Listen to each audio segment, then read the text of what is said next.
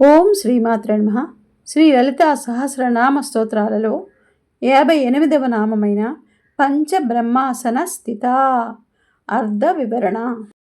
5గురు బ్రహ్మలచే నిర్మింపబడిన మంచ రూపమగు ఆసనమున ఉండునది.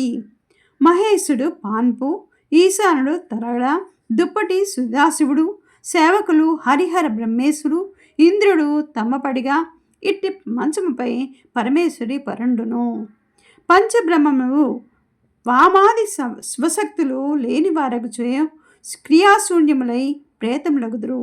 వారిని అధిష్ఠించిన దేవి వల్ల నిశ్చలత్వము తొలగి తిరిగి ఆమె శక్తి వారికి సంక్రమించును.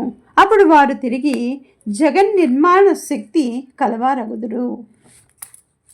బ్రహ్మ, విష్ణు, రుద్ర, ఈశ్వర, సదాశివులు ఈ 5గురిని పంచబ్రహ్మములని అంటారు. మొదట నలుగురు 4 కోళ్లగాను, సదాశివుడు పాన్పుగాను చేసుకున్న మంచం పంచబ్రహ్మాసనము అని అంటారు. పంచబ్రహ్మలచే సూచించబడిన ఆసనమునందు ఉన్నది అని అర్థం. ఓం శ్రీమాత్రే నమః.